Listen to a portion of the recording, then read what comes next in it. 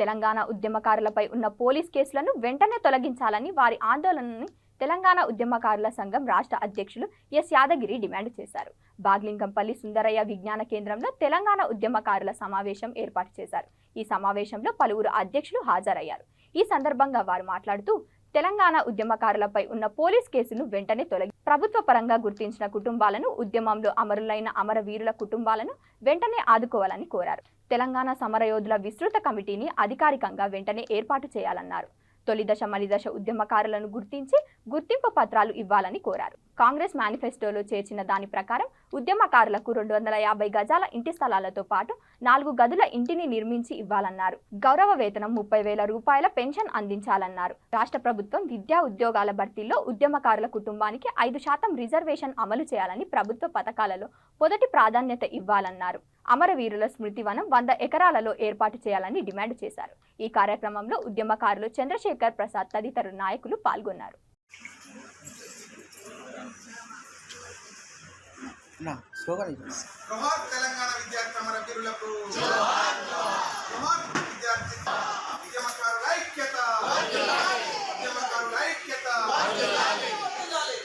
కొనసాగిస్తాం అమరవీరుల ఆశయాలను.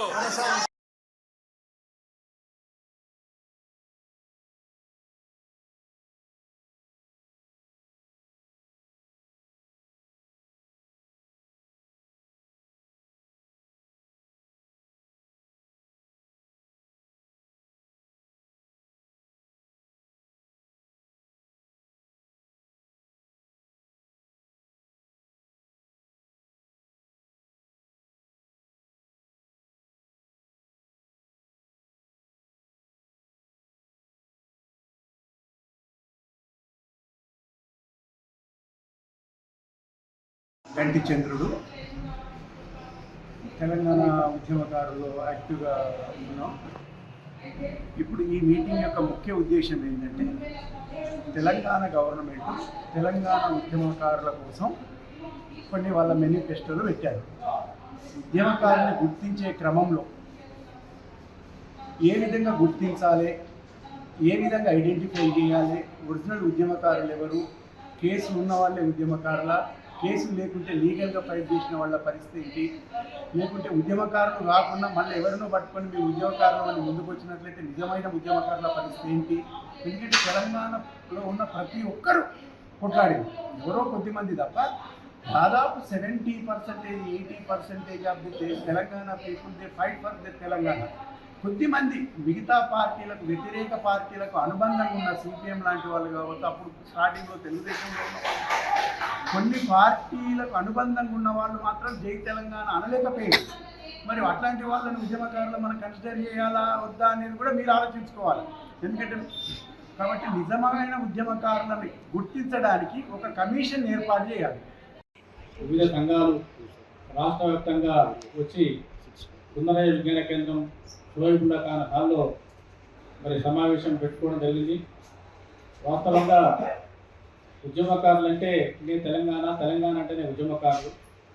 కానీ ఉద్యమకారులకు మరి టీఆర్ఎస్ యొక్క గత ప్రభుత్వం యొక్క హయాంలో ఎలాంటి మరి హామీలు రాలేదు, ఎలాంటి సదుపాయాలు రాలేదు, ఎలాంటి యొక్క హక్కులు వాళ్ళు సాధించుకోవడం జరగలేదు.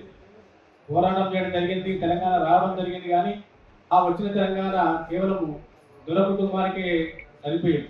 కాబట్టి ఇప్పుడు తెలంగాణ వచ్చిన తర్వాత, ఇప్పుడు టీఆర్ఎస్ ప్రభుత్వం పోయిన తర్వాత కాంగ్రెస్ ప్రభుత్వం వచ్చింది.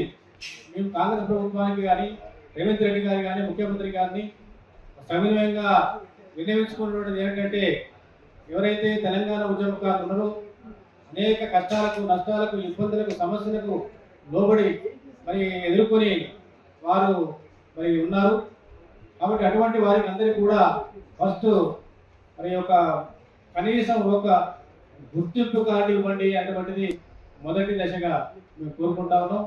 అదేవిధంగా 250 గజాల స్థలము కాంగ్రెస్ పార్టీ తరఫున ఇస్తామని మేనిఫెస్టోలో పెట్టారు, సంతోషదాయకమే. కానీ ఒక